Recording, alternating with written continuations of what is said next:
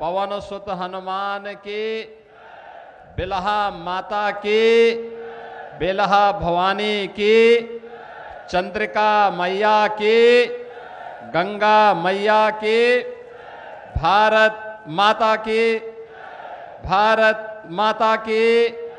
नमः पार्वती पतिये हर हर।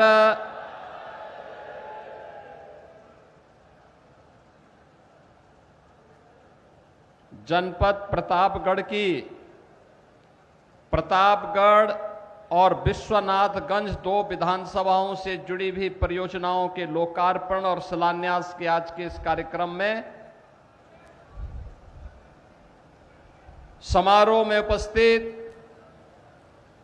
उत्तर प्रदेश सरकार में मंत्रिमंडल के मेरे सहयोगी और प्रभारी मंत्री प्रतापगढ़ कुंवर मयंकेश्वर शरण सिंह जी, राज्यसभा के लोकप्रिय सांसद श्री अमरपाल मौर्य जी, विधान परिषद सदस्य श्री उमेश द्विवेदी जी, लोकप्रिय विधायक सदर प्रतापगढ़ श्री राजेंद्र मौर्य जी, लोकप्रिय विधायक विश्वनाथगंज श्री जीतलाल पटेल जी,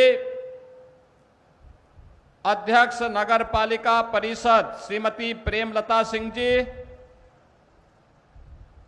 पूर्व मंत्री श्री राजेंद्र प्रताप सिंह मोती सिंह जी, पूर्व मंत्री श्री शिवाकांत ओझा जी,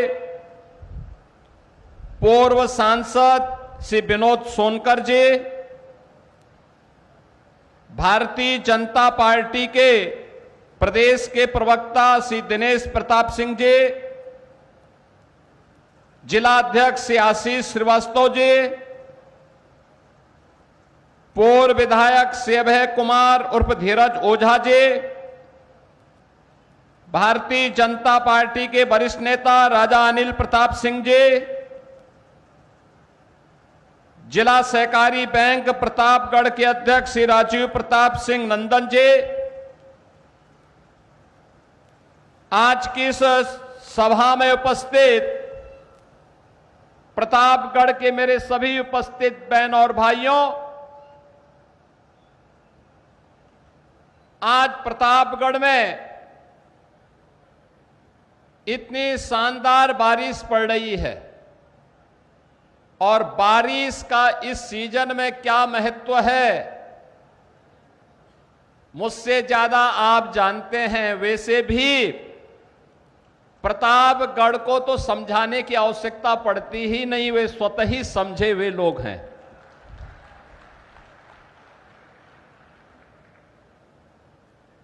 मैं प्रतापगढ़ की इस पावन धरा को, जो अत्यंत उर्वरा भूमि है, मां बेलहा भवानी, मां चंद्रिका देवी, बाबा घुसमेश्वर नाथ, बाबा भयहरण नाथ और पूज्य संतों के सिरमौर जगतगुरु करपात्री जी महाराज की पावन जन्मभूमि, जगतगुरु स्वामी कृपालु जी महाराज की पावन जन्मभूमि के अलावा पौराणिक काल से लेकर के आधुनिक काल तक अपनी आध्यात्मिक समृद्ध आध्यात्मिक परंपरा के लिए जग विख्यात प्रतापगढ़ की इस पावन धरा को मैं कोटि कोटि नमन करता हूं। आप सभी का मैं हृदय से अभिनंदन करता हूं। बहन और भाइयों, इसका पौराणिक महत्व भी है, ऐतिहासिक महत्व भी है।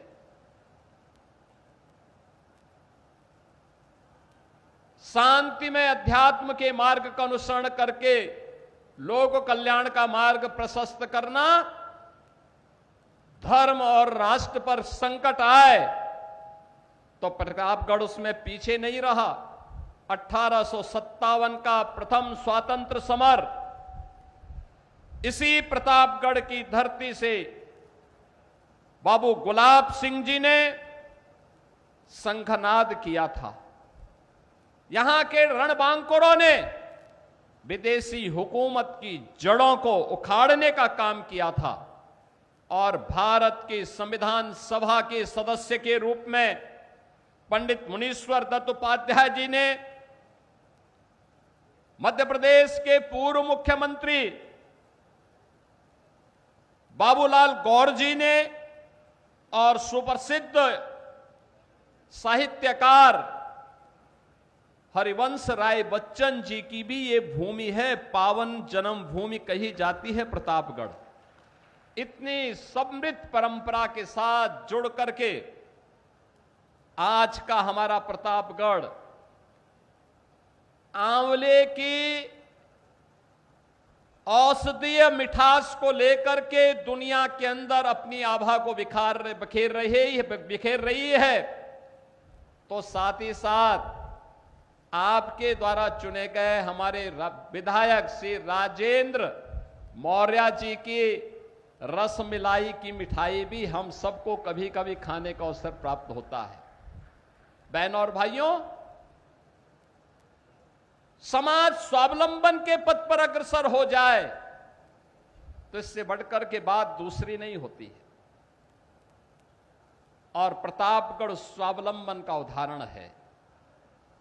हम लोगों ने वन डिस्ट्रिक्ट वन प्रोडक्ट 2018 में प्रारंभ किया, लेकिन प्रतापगढ़ ने अपनी प्रतिभा का परिचय पहले से दिया, और इसीलिए मैंने कहा ना कि लोग बाद में समझते हैं, प्रतापगढ़ पहले ही स्वतः समझ जाता है। प्रतापगढ़ ने आंवले को, यहां के अन्नदाता किसानों ने, यहां के बागवानों ने, यहां के पूर्वजों ने आंवले का उत्पादन पहले ही करके ऐसा फल दिया जो अमृत फल होता है।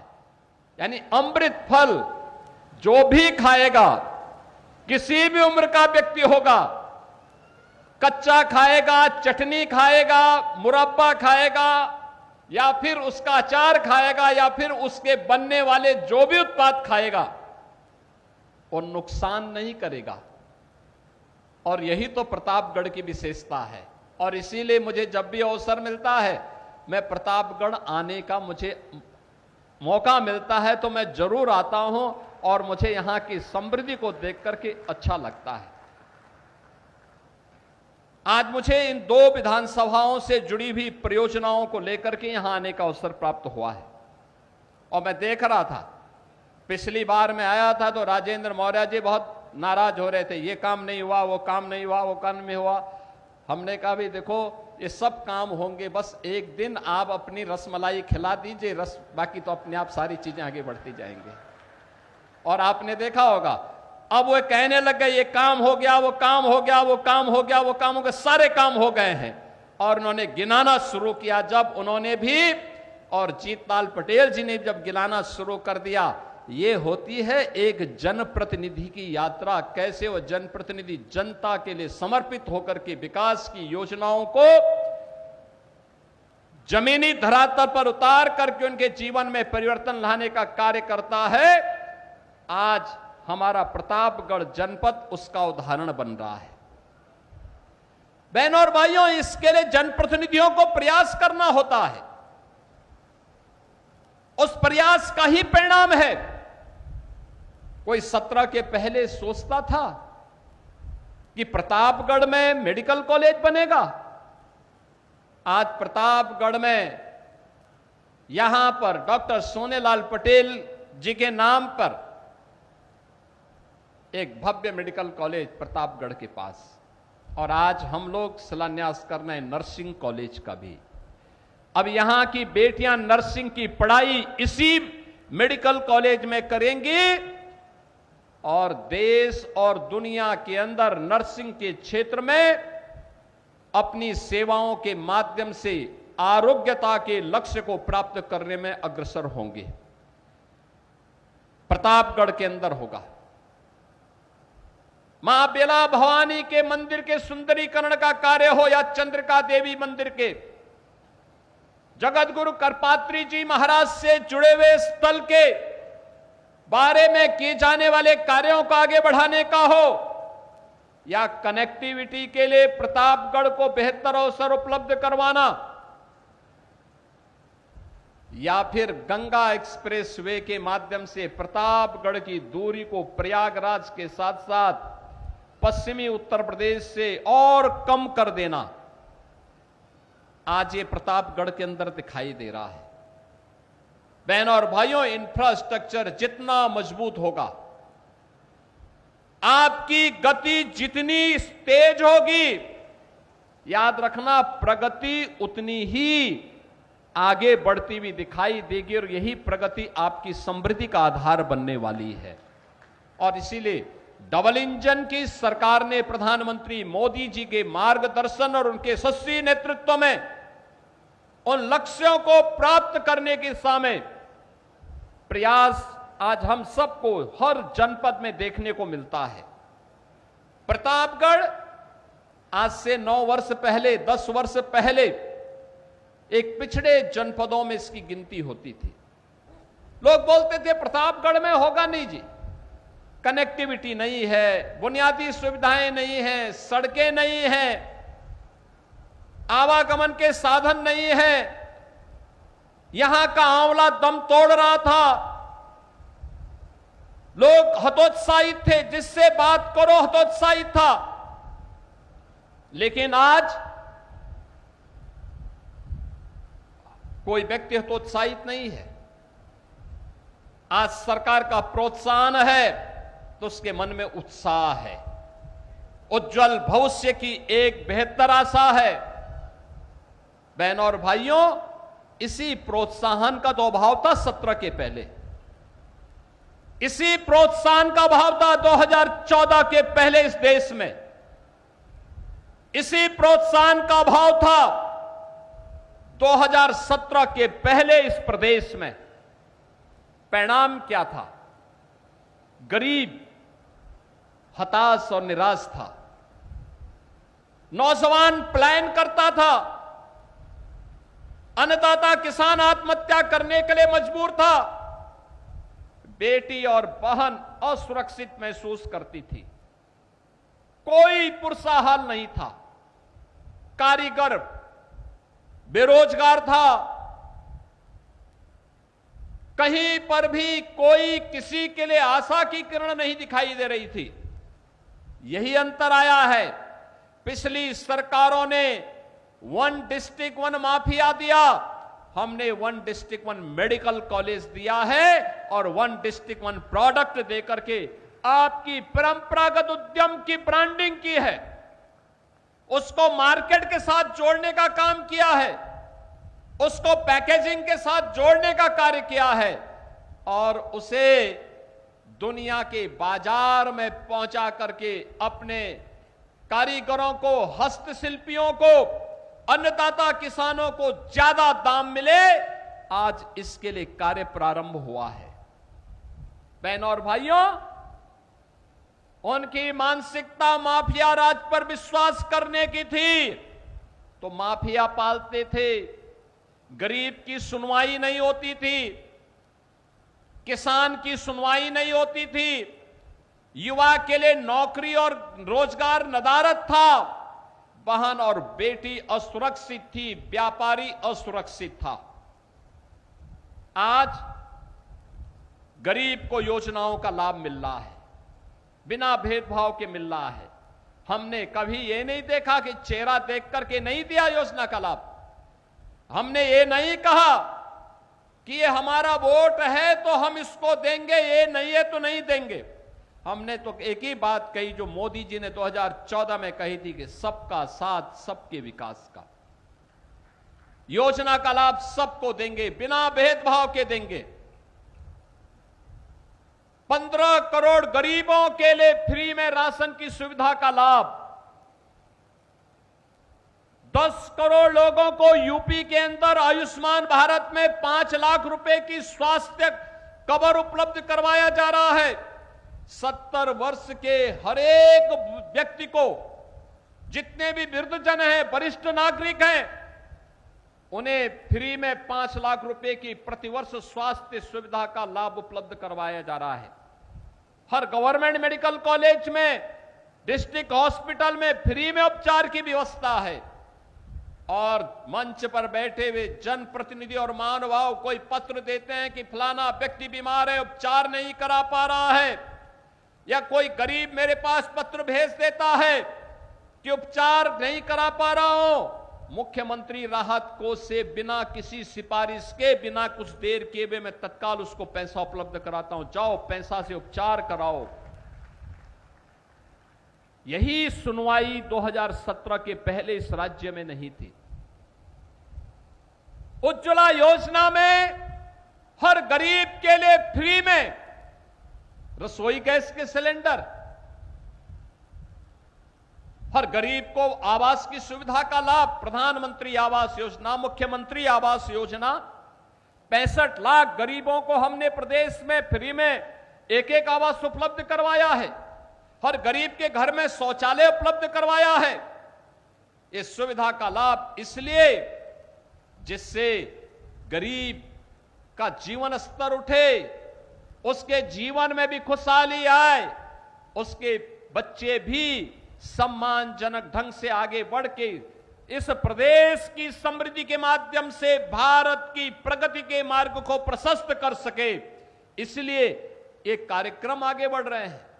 नौजवान को नौकरी, आज मुझे अच्छा लगता है जब मैं नियुक्ति पत्र वितरित करता हूं तो प्रतापगढ़ के नौजवान को भी नियुक्ति पत्र प्राप्त होता है।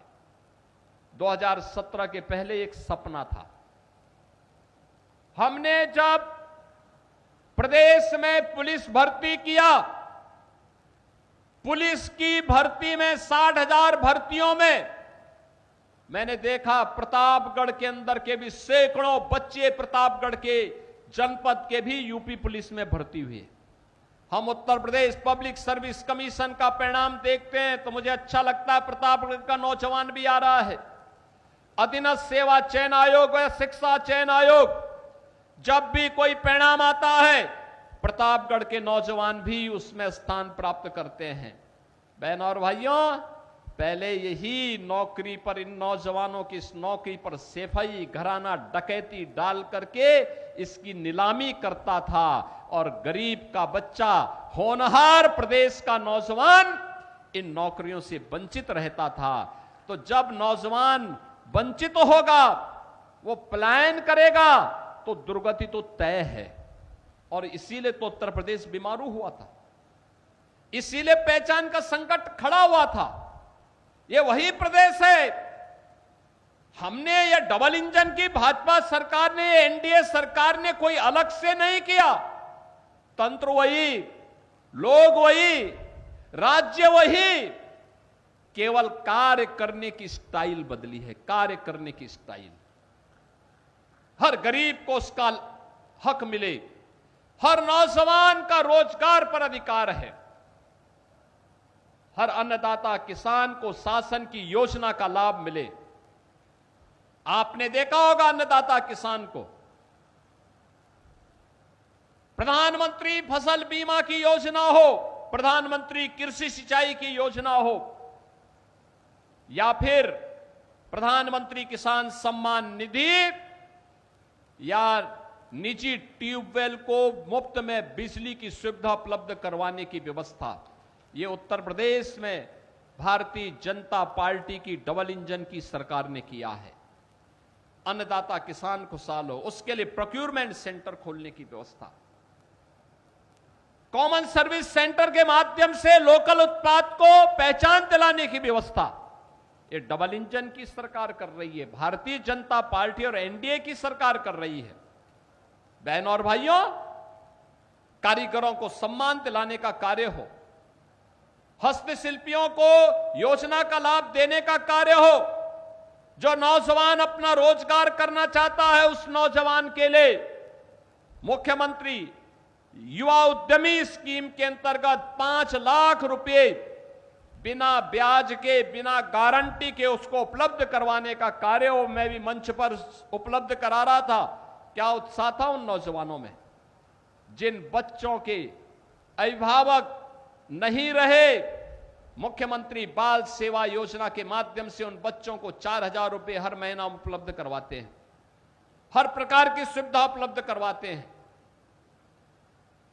श्रमिकों के बच्चे के लिए अटल आवासीय विद्यालय बन रहे हैं।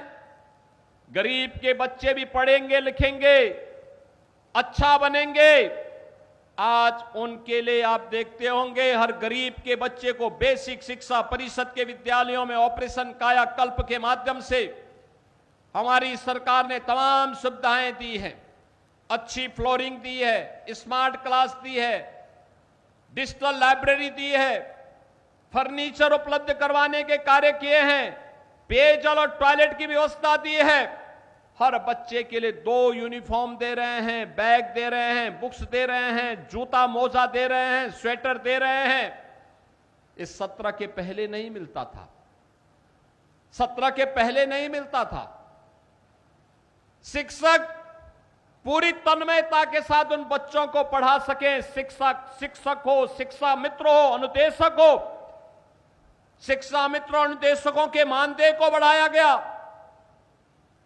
इन्हें 5 लाख रुपए की कैशलेस, हर वर्ष 5 लाख रुपए तक की कैशलेस स्वास्थ्य की सुविधा उपलब्ध करवाने का कार्य किया है और कल ही उसको हम लागू करने जा रहे हैं।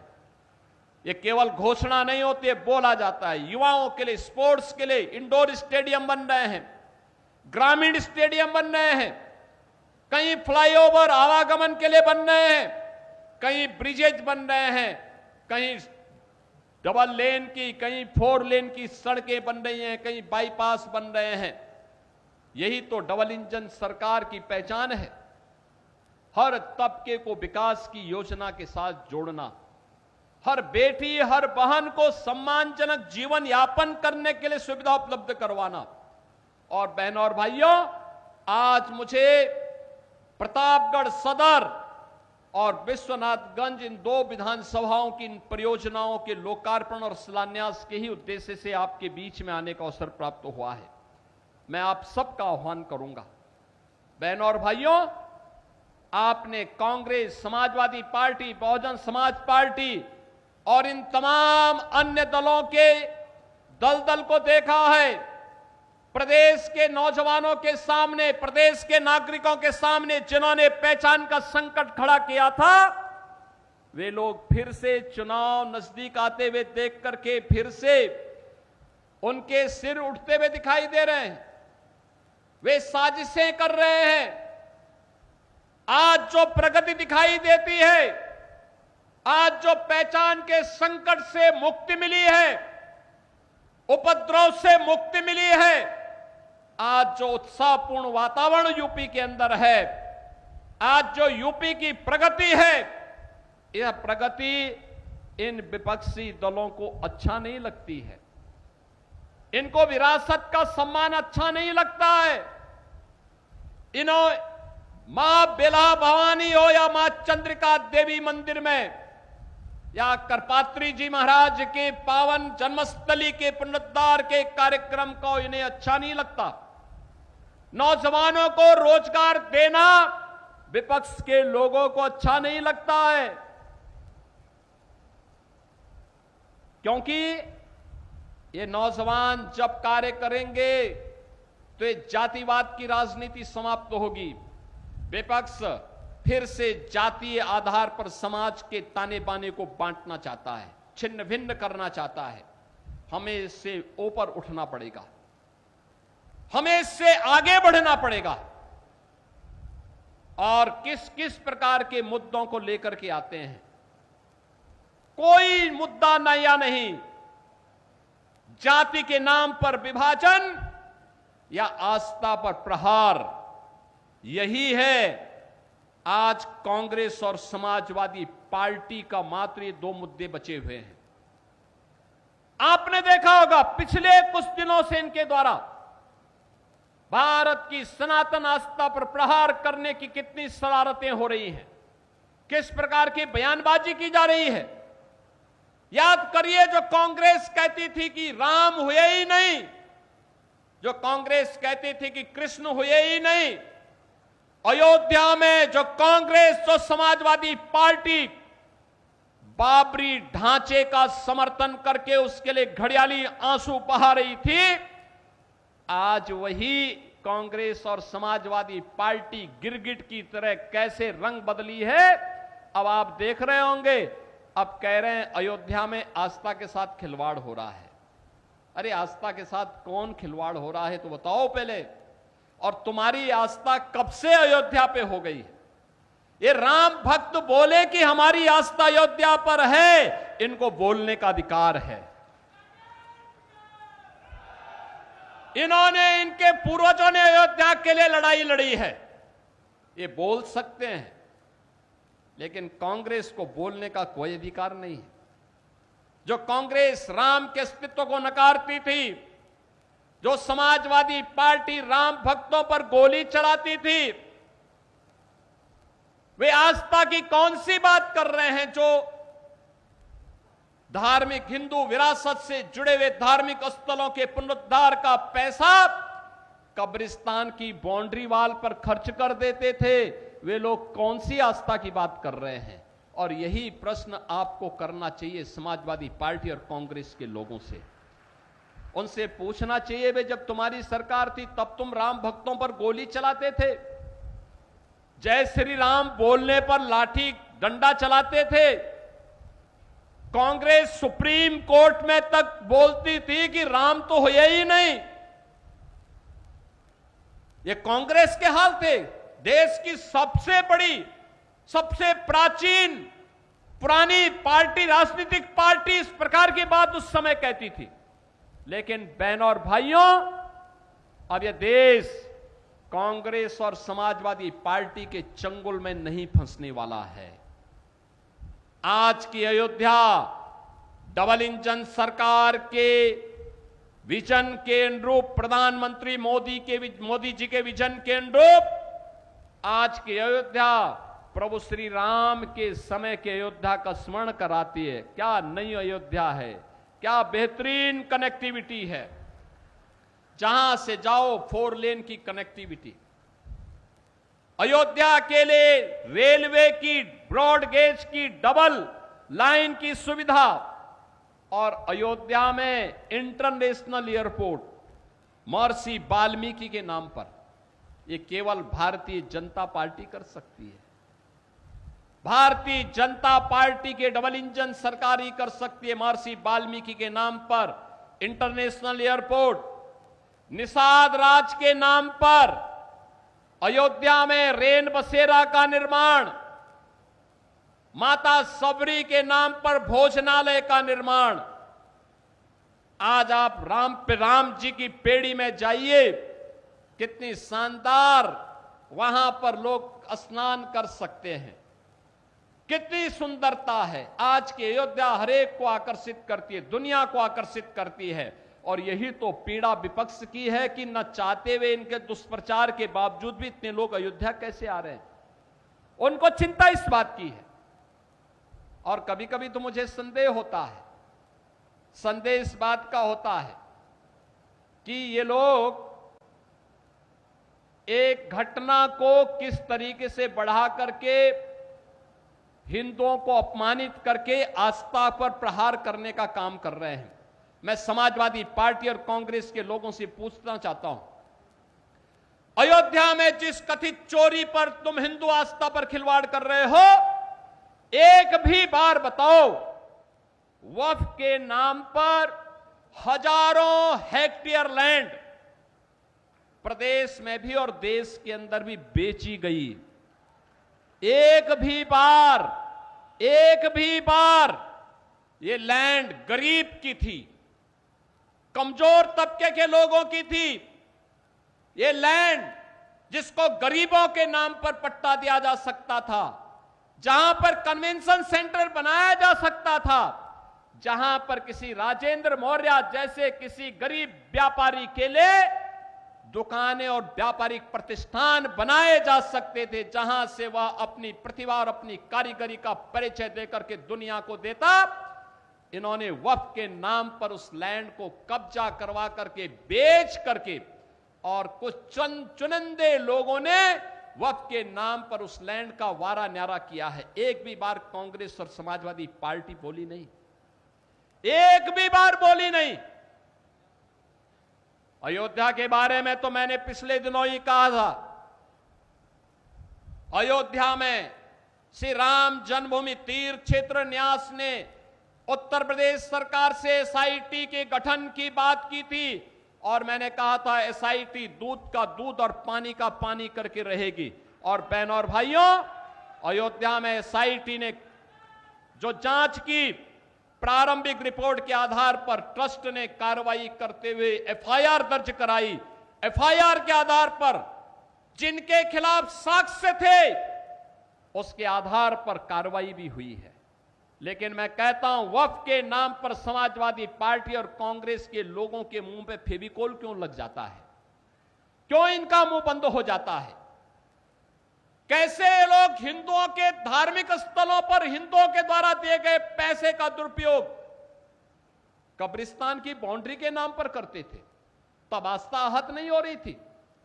जब ये इलीगल स्लॉटर हाउसेज चलाते थे, गौ माता की हत्या करवाते थे, गौ माता को तस्करों के हाथों में बिछवाते थे, तब क्या हिंदुओं की आस्था आहत नहीं हो रही थी? जब अयोध्या में राम भक्तों पर गोली और लाठी चलाते थे, क्या तब हिंदुओं की आस्था आहत नहीं हो रही थी? जब इनके द्वारा भगवान राम और भगवान कृष्ण को काल्पनिक कहा जा रहा था, तब क्या हिंदुओं की आस्था आहत नहीं हो रही थी? मैं पूछना चाहता हूं समाजवादी पार्टी और कांग्रेस से, जब ये कावड़ यात्रा को प्रतिबंधित करते थे, क्या तब हिंदुओं की आस्था आहत नहीं हो रही थी? जब इनके द्वारा श्री कृष्ण जन्माष्टमी के आयोजन पर रोक लगाई जाती थी, दुर्गा पूजा के पंडालों को रोका जाता था, तब क्या हिंदुओं की आस्था आहत नहीं होती थी? जब किसी हिंदू पर्व और त्योहार के पहले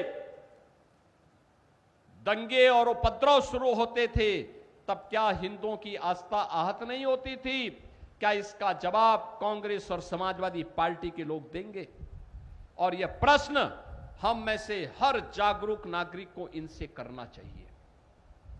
इन लोगों से प्रश्न पूछा जाना चाहिए, तुम्हें क्या अधिकार है? श्री राम जन्मभूमि ट्रस्ट कार्य कर रहा है और मंदिर की व्यवस्था का संचालन कर रहा है। उस ट्रस्ट के कार्य में किसी का हस्तक्षेप नहीं। ट्रस्ट जिस प्रकार के कार्यों को आगे बढ़ा रहा है, आज भगवान राम का भव्य मंदिर उस रूप में हम सबके सामने दिखाई दे रहा है। कितना भव्य मंदिर! इनकी पीड़ा तो ये थी कि जहां पे ये बाबरी का गुलामी ढांचा देखना चाहते थे, आज आप सबके पुरुषार्थ से वहां भगवान राम का दुनिया का सबसे बड़ा मंदिर खड़ा है। और यही तो पीड़ा समाजवादी पार्टी की है। उनकी पीड़ा तो यह है, उनकी पीड़ा आस्था नहीं है। और इसीलिए मुझे देख के लगता है, अब तो इन सपाइयों से, इन कांग्रेसियों से गिरगिट भी शर्मा रहा होगा कि भाई देखो, कम से कम एक नई प्रजाति आ गई है कि जो हमसे तेजी के साथ रंग बदलती है। और ये इन लोगों के दोहरे चरित्र से आप अनुमान लगा सकते हैं। और इसलिए बहनों और भाइयों, आप सबको मैं आश्वस्त करता हूं, सुरक्षा का मुद्दा हो, एक गरीब को योजनाओं का लाभ देने का कार्य हो, एक नौजवान के रोजगार का मुद्दा हो, हर बेटी और हर व्यापारी को सुरक्षा और सम्मान देने का कार्य हो, ये डबल इंजन की सरकार कार्य करेगी, लगातार कार्य कर रही है। विकास के जो भी प्रस्ताव माननीय जनप्रतिनिधियों के माध्यम से हमारे पास आते हैं, द्रुत गति से उन पर कार्य होता है। और आज इन सभी योजनाओं की सौगात प्रतापगढ़ सदर और विश्वनाथगंज विधानसभा की जनता जनार्दन को अर्पित करते हुए मुझे प्रसन्नता की अनुभूति हो रही है। मुझे पूरा विश्वास है, विकास की गति निरंतर प्रतापगढ़ को प्रगति के पथ पर अग्रसर करेगी और प्रतापगढ़ की प्रगति उत्तर प्रदेश की प्रगति होगी।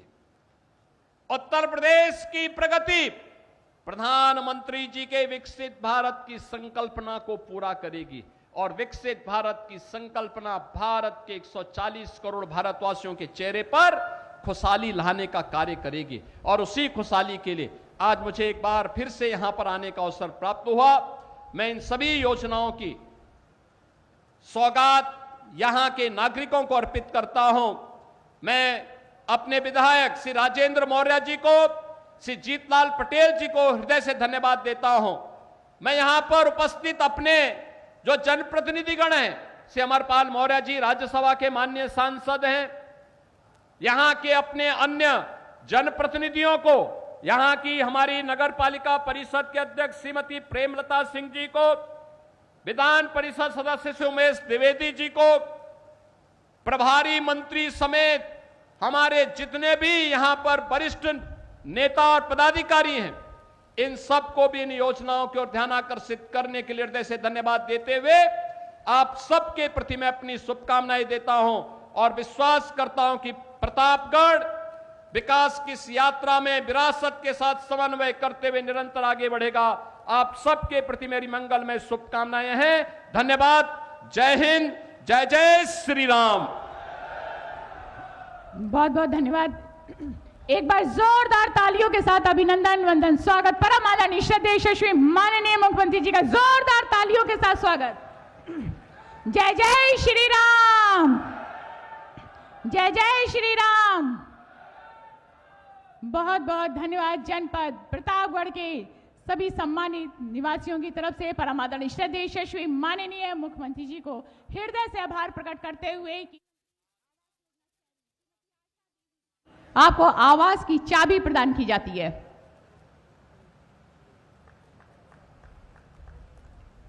पीएम स्वनिधि योजना के तहत श्री राजेश कुमार जी आपको स्वीकृति पत्र प्रदान किया जाता है।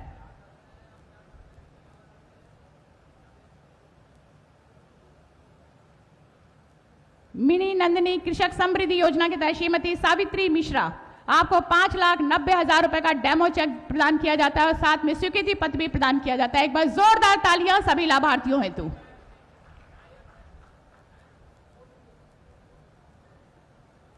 बहुत सारी बधाई।